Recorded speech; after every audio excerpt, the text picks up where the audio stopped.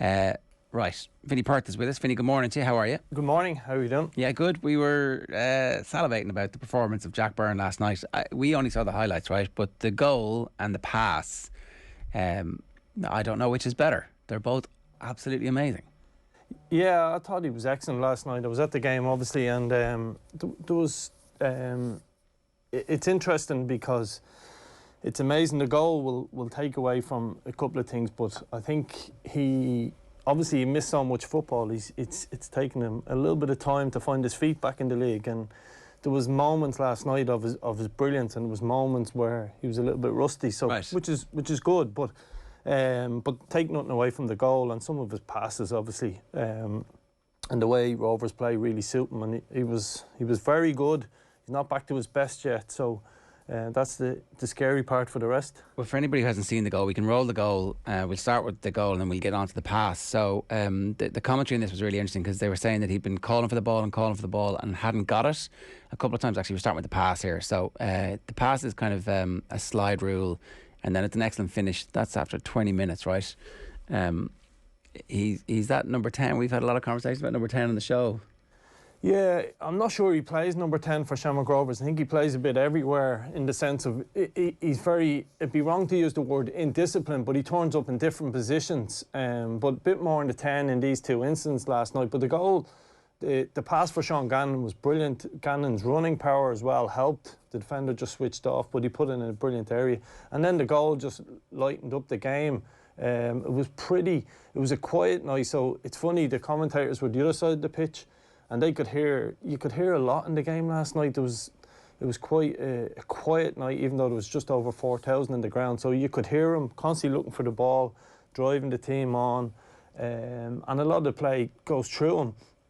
That gives you strengths and weaknesses, obviously, in terms of the game. So the sprinkler video has just inadvertently come on. The third piece of highlights from last night. Yeah, and I suppose that sums up the league, doesn't it? There's flashes of brilliance and there's other moments where I wish we could do things a little bit better, and I think someone like Jack Byrne takes it to another level, and we've got to get all the other parts around the league right.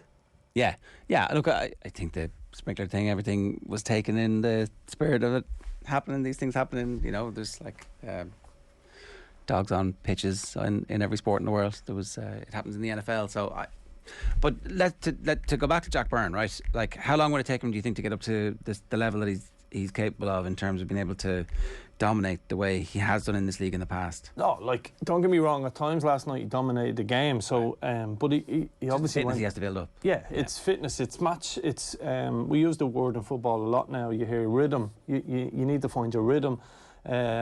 Understanding the movement of players, and he just hasn't played in such a long time. He obviously went away, it didn't work out. He picked up the injury and then came back to Rovers, and it's pre-season and it's never the same. But I think they've been benefited of playing UCD at home and Drogheda at home, with all due respect, to were two easier games where you'd expect them to win. They did. He did a bit of time on the ball last night, and he made the most of it. So their challenge, Rovers' challenge, will come over the next couple of weeks. They have a couple of tougher games, but the advantage of having now 4 games under his belt between the President's Cup and the league games mean he's getting very close to his best again, and he's got the passing range, and he can light up the league, and we need people like Jack Byrne. But you know that people are going to go and watch the next game just to go and see him now because of those highlights doing the rounds, and that's again the benefit of the streaming that's come in, that every game is going to be, the footage is going to be there of every major incident. So like, again, kind of, you hope that it just builds this sense of anticipation around the league. The other thing that was really important was that they lost against Derry. Yeah. Like, if they'd beaten Derry and they were 9 points, 3 games, you'd be like, it's great that there's a good team in the league who's playing football like that, but it's brilliant that Derry beat them. Yeah, I think I'm caught in two minds. I've seen them against Pats where they weren't that good. Pats should have beat them in the President's Cup. They were just okay last night. I think the management will feel the huge improvement. They were only okay, but at the same time, they won the game. They won it comfortably. So there will be a little bit of let's wait and see. I still think Rovers will dominate the league this year. I think the Derry result is good. It gives momentum to Derry in terms of the Brandywell being sold out, and it gives the league an interest. But I still think Rovers will dominate it. Their bench, their squad is phenomenal. Burke hasn't started a game, and for me, he's up there. He's not far behind Jack Byrne as the best player in the league. Can they play together? Yeah, of course they can. They have done, and I think they will do. Graham's, whatever's going on there, we don't know whether he's got a bit of an injury or whatever. He hasn't started a game. So, but they've got real talent, and I think that will come through in the bigger games. And they'll, as I said, they'll find their rhythm, and I think they're still way ahead of everybody, albeit I think they've started the season slow from what I've seen of them. How much is Jack Byrne benefiting from an interesting career so far, from the Manchester City Academy to the Netherlands to Cyprus and back home at the age of 25 only at this point? Has that given him a maturity beyond most 25-year-olds, do you think? Yeah, I think so. I think when you speak to him, I spoke to him a couple of times, and you get the impression he's someone who's, what's the word I'd use, experienced in the sense of he hasn't had it all easy, but he's also been around a lot of top people, top players. He would have been around Foden and Sancho, two huge world names, but he would have been around them growing up. Another guy, Will Patching in the league. Those sort of four were the ones that City really earmarked as the next players. So I think the experience as well of going to, I think it was Oldham, and it was really poor and it didn't go well for him. It was a bad club. Makes you realise actually the grass isn't greener on the other side sometimes. That League One, League Two football in England can be difficult. Now we know there's some huge clubs there, Sunderland's and Wigan, but he's probably better suited to a more technical game. And sometimes we wax lyric about League of Ireland and people on the outside go, what are they talking about, when you see the likes of the sprinkler doesn't do us justice. But we have got a very technical game, and it suits people like Jack. We've seen that with European results over the last couple of years, so it suits him. The other results have been kind of inconsistent. So Bows beat Pats beat Shells. Shells won their second game.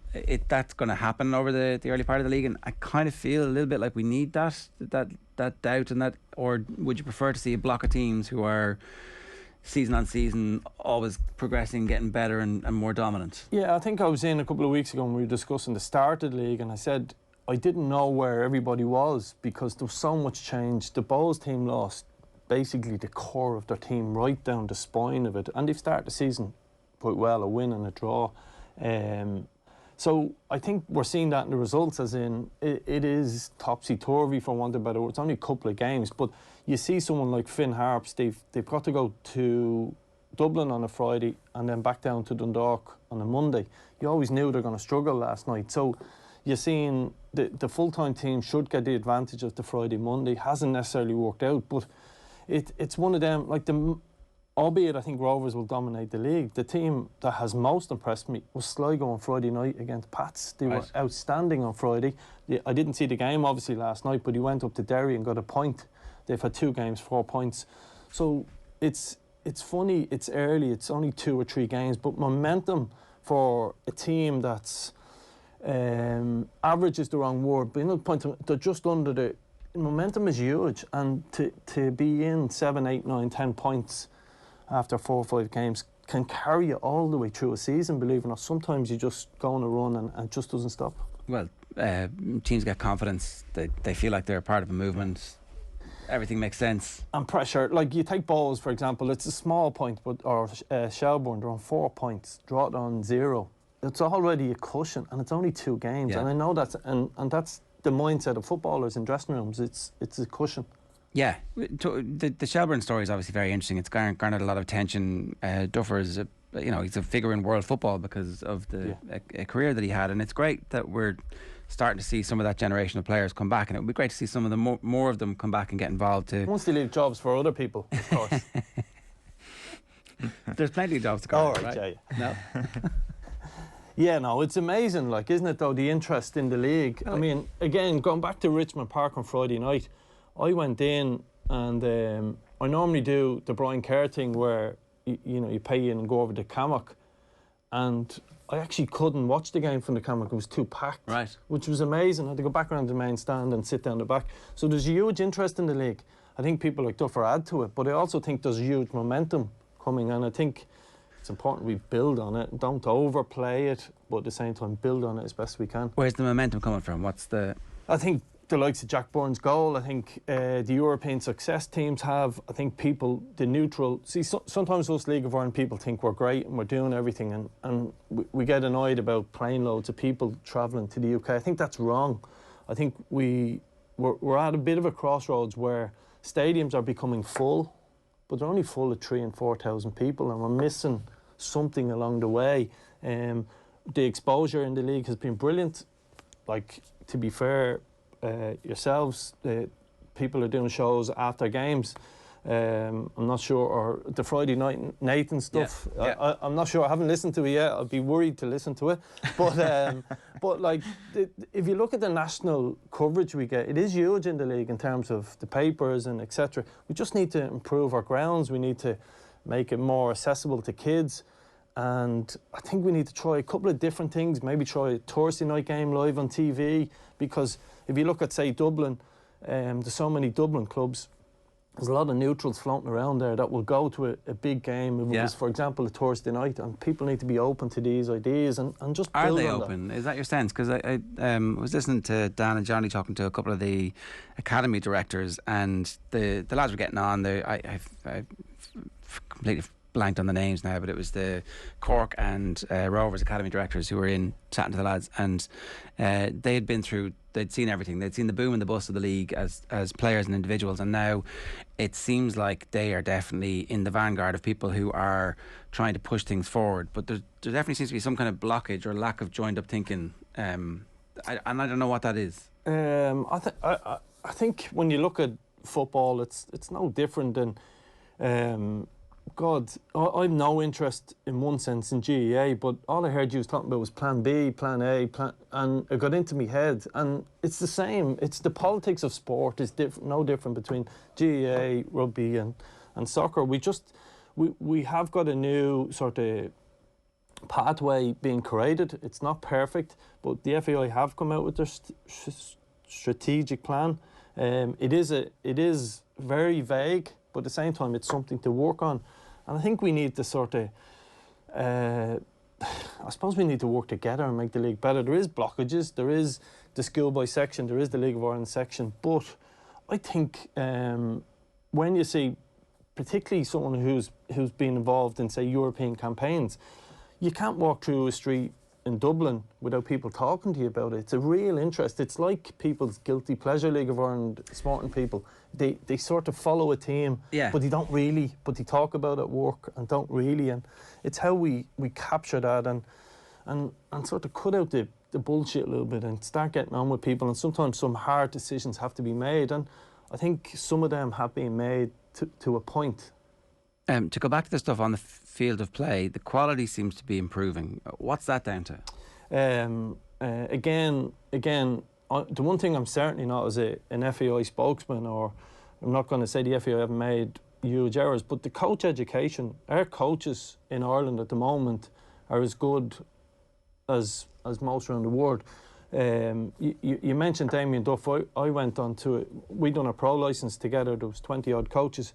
We went to FAI or UEFA headquarters as part of the seminar with our pro licence, and anything we put on or anything we produced as a group was as good, if not better, than most there. And you look at the talent of coaches: Rory Higgins, Stephen O'Donnell, Tim Clancy, Stephen Bradley, all young enough guys. It's not, not knocking what went before it, but it's all new. They've come through the coach education. Pro licence coaches are there on their pro licence, and there's a forward thinking. And I think the world has got smaller. You were talking about analytics earlier on. It's all of this has come together and it's merged, and we've become a really technical game. And I think you've only to look at the European results and go, take that Dundalk team, and most people will go on and on about what happened the last couple of years, but we probably, it's funny, as a coach you remember the ones that got away, not the success. And we should have knocked out Vitesse Arnhem, who were still in the European competition. The Rapid Vienna, they knocked out in the last round, and we should have knocked them out. So we're there. We just need a shot in the arm. We need a hand. Whether that's true, you look at what the council have done in Tala, whether it's the government whatever. We need something just to help us, that last little step. And it's the shot in the arm for the teams that are already succeeding. Like, I mean, the other Dundalk comparison that was obviously doing the rounds at the start of this season was with Sheriff Tiraspol when they were beating Real Madrid. Like, so what needs to happen with those teams, or is there a common thread that you've seen with those teams who do get good European results and in Dundalk's case go on these great European odysseys and then maybe fall back to the pack a little bit? What's happening there in those situations, do you think? Yeah, it's hard to build momentum in that sense and go on and on. You can in some ways outgrow your league, and that will be the problem. But there can only be one team that win a league every year. It's the same in all leagues all over the world, and people had a big fear that Dundalk were going to dominate for years and years, and maybe we should have, and maybe I'm partly responsible we didn't. But it doesn't happen. History and sport tells you it doesn't happen. There's always someone. For example, that Dundalk team under Stephen Kenny was always known as the fitness team, and we the strength and conditioning coach. And now everybody has a strength and conditioning coach, so everyone catches up. So it's about the challenge for Rovers now, stay ahead of the pack. But I think if we can bring a lot of young players are coming through. We look at the Irish international squad, and so many of them, 50-60% of them have some sort of a League of Ireland background. So the league is important to the senior international team, and I think we're starting to see joint up thinking within the FAI. Obviously Stephen is coach, but not just that. The underage coaches have a real link with academy managers, and they know what's going on. They know who the next talent is under 15s, 17s, 19s, and there is pathway. Look, we've huge amount of improvement, but I think the biggest improvement we will need to make is facilities and how people train. It's the most participated sport in the country, and we're just way behind everybody else. Yeah, once the power is unleashed, it's going to be unstoppable. That's the thing. It's like it really feels like a few strategic investments would make a huge quantum leap forward. But you'll sit in here in a couple of years and you'll have a discussion from a journalist maybe from Iceland or from North Macedonia. How did you do it in football? And they took some hard decisions, and it took some time, and they took 4, 5, 6, 8 years to build towards something great. And I'm not saying we're on that path. Who knows, we may have made mistakes or there may be things wrong, but we have to start somewhere, and we have to upset a few people. Some people are going to be browned off, and we've seen that. We've seen that with the link to the schoolboys and the League of Ireland clubs. But we have to start somewhere, and maybe 12 years time or 16 years time we'll say, oh, that's when it started. And maybe an Irish journalist will be on a Macedonian radio station explaining how we done it. Yeah. Because we can punch above our weight. No doubt about it. I do think people want to go and watch. That's the other thing. Like if Tala proves anything, if you build it, they will come, and that stadium gets used for multi-sports, multi-teams, and there's an opportunity there. Like, it'll be really interesting to see if there was one little error, and I'm reluctant to be critical of Tala, it's amazing. If there was one little error, I'd say, being from Tala, is that it's probably not multi-use enough. Right. So one of the main stands, for example, if the council were building that again, could they have built a boxing club underneath the stand so it's used all week for the community, and people will get a better sense of community? Or the Irish dancing, even for argument's sake, club uses that in the evening time. That would be the only little criticism of Tala. But it's amazing that the local council have supported a local club. And when I was going to the game last night, travel from City West down, you see people coming out of housing estates, kids, and even on a Monday night, that's what we want. If there was 100 kids there watching the game last night, they weren't on the streets wrecking their heads of the guards, were they? They were doing what we want them to do. And particularly on Friday nights and big games, you see them coming out of the local areas, Springfield, Kilnarden, Jobstown. I grew up in Kilnarden, so I'm allowed to say difficult areas, but that community has something, a beacon, them lights. If you're ever up in Tala, because it's built onto a hill, the lights of Tala Stadium, and I don't want to sound real grand here, but they do light up the area. Yeah. They do, and I think it's a bit of hope, and other councils can learn from it. We see, the RSC in Waterford is a really good facility. There's not enough of them around, and I know we're trying with Dalymount and Tolka, and that's a whole big other issue, but we need councils around the country to help us. two small atmospheric stadiums that are full every week would be class. Because as we saw from was it Ireland Luxembourg? That stadium was like 6,000 or 8,000. The atmosphere was class. Well, I watched Linfield and Larne in Windsor Park, and I've taken Dundalk to Windsor Park. Windsor Park is the best, and I've played games in the Aviva Stadium, Tallaght Stadium. Windsor Park's the best ground on the island. It is an amazing theatre. You would think it's a 30, as a player of being in big stadiums. Right. It's just the amphitheatre, the way it's designed. I've been to some grounds all over Europe, 12,000 in Estonia. I think it's only an 8,000 seater, but you feel like you're in a stadium the size of the Aviva. Clever building, not mad money, can get really good stadiums. And I think, as you said, 2 or 3 stadiums. Again, this is what, going back to the point, some people got to take a bit of pain and maybe lose out on a stadium and share with somebody else. And no reference to Tolka Park or Dalymount in that one, trust me, because I think the two of them should stay, in my opinion. But we do need to make some big decisions and get some better stadiums. And people go on about, oh, why aren't games on TV? I think it's more than that. To be fair to the likes of RTE or whoever, they're probably setting up the cameras on the top of chip vans at this stage. We've got to do better with our facilities first, and then we can complain about coverage. I do want to ask you about Sligo and the quality of their performances. You were at the game. Pats were coming off the back of was it impressive? It's hard to know because the weather conditions were so terrible against Shells, and Shells were decent in parts of that game. But it was a 3-0 win. You're always going to take that, and they would have bounced into that game pretty confident on the back of what happened last season. Obviously new management, but at the same time the core of that team, some of those most important players still there. So a big win for Sligo on Friday night. Yeah, I thought that, as I said, it was the most impressive I've seen. Aidan Kenneth started up front for them, and they'd lost John Kenny to Celtic, and I was a little bit worried, but they were excellent. And the one thing about them was, it sounds pretty basic, but they were so organised, so fit early in the season. Adam McDonald in midfield, just brilliant, really ran the game for them, and they just look like Will Fitzgerald, Carl O'Sullivan from Finn Harps look like he's benefited going full-time. And so many of these clubs are full-time now. I think the advantage of that, we've got real athletes in the league now, and they were really impressive. I haven't seen them last night, obviously, but 4 points out 2.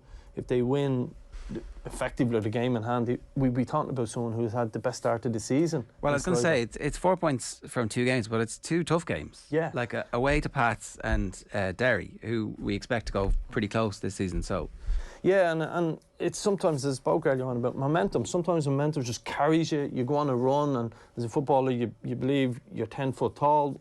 I remember when I played at Longford Town, we just had a year or two where everything just went, and you just felt, you know, when a cup came along, we knew we were going to win. Yeah. And it just happens. And if we knew why, the psychology of sport, we'd be very rich people. But Sligo, really impressive. They haven't overly changed their squad compared to others, and maybe that's an advantage at the start of the season as well, if you think of other changes, so many changes in other squads. Is success for Shelburne staying up? Is that enough for...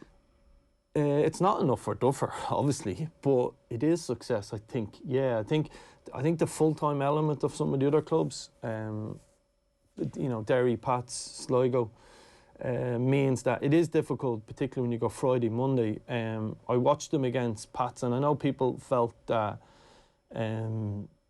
they created some chances, etc. It just looked like Pats were a level above full-time. They just looked a level above Shelburne, but I think staying up and building that club back up to where it belongs is the best route for them. It's not an overnight thing. It's not a one-season thing. Like, it's definitely going to take time. Yeah, I think so. And I think you just have to look some of their players, like, as well. The young players.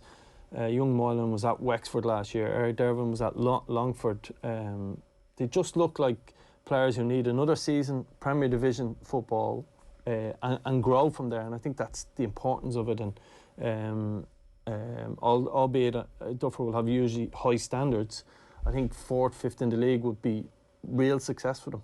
Just to go back to Sligo for a second, because you were talking about the stadiums there and the sort of the Luxembourg example. Like, Sligo's probably going to be the redevelopment of the showgrounds is going to be that one, isn't it? Like, 6,000 seater stadium. They've got their sports capital grant announced last month, and also the fact that it is this base outside of Dublin, which could become a real hub for people in the west of Ireland. I don't want to put Galway into that category, but outside of Galway in the west of Ireland, with this shiny new stadium, which is going to have live action on a Friday night. Yeah, and I think Sligo deserve huge credit because they had got some success earlier on in maybe 2000 and what was it, 6-7 around that time, and they invested their money into stands and it really is an impressive ground already. It's almost there. I think we played a FAI Cup semi-final there in 2019, and the atmosphere was huge. That is a town that has grabbed the football community. I think some of the GAA guys complain sometimes that they struggle with the soccer, don't they? I've heard that. Yeah, that was Tony McEntee's line. Yeah. Yeah. Which is great. It's great for us. Like, it's so not the norm around the rest of the country in terms of all right in the big cities. So I think Sligo, the way that the club is run, the finances are always well in place. The community get behind it. They seem to raise a huge amount of money in fundraising, and actually, it's almost like they run it as a, for want of a better word, a GAA club to get the community behind it, and that's something that we've struggled in the football community to get people to buy into us in that same sense of a community. You get that real sense of community around GAA. Went to my first ever GAA game. I was up watching Kill, and a friend of mine took over the management of Kill, and he asked me what I thought of the game, and I was like, I'd love to coach this, you know, in terms of positional sense. But I said to him, I couldn't get over the amount of people who walked from the village in to watch just a friendly game, and we don't have that same sense of community. I think, like, my experience of football is far limited compared to yours, but you do have all these little splinter clubs. Yeah. Like, within a 5 mile radius of Shells, there's loads of little clubs that aren't aligned, and that's the problem, is that like all of the 2 GAA clubs, there's actually about 5 GAA clubs there, but they're huge, and they're massive traditional superpowers. Well, if I can, and it's a bigger discussion, but take somewhere like Tallaght, the back mountain of Tallaght, there's a club called Sacred Heart, there's Newtown Rangers, and there's Tallaght Town on the back of the hill. They all look over, and they've all got different amounts of funding. Tallaght Town had to do a lot of funding and really rebuilt their club, a couple of £100,000. Newtown Rangers put a new AstroTurf down, 350. Sacred Heart, new Astro, 2 floodlit pitches, and now they're either getting funding or they're close to funding. So the point to make is, if the council, the FAI, and the people that run them clubs all came together, prime land for building, and said, right, we need to get rid of one ground or maybe 2, and we will build one super ground that we all share, one big clubhouse, that if someone wants to use a meeting room, there's a printer, and we share, joined up thinking, and actually the council go and give them a hand, and all the funding is centralised instead of the parish pump element to it, where there's 100 grand to give you, and it's nearly good. And instead of one super facility at the top of Tallaght, for me, that's the way forward, but that takes big long-term decisions. And as I said, maybe in 8 years, 10 years time, we're producing footballers in Tallaght. How?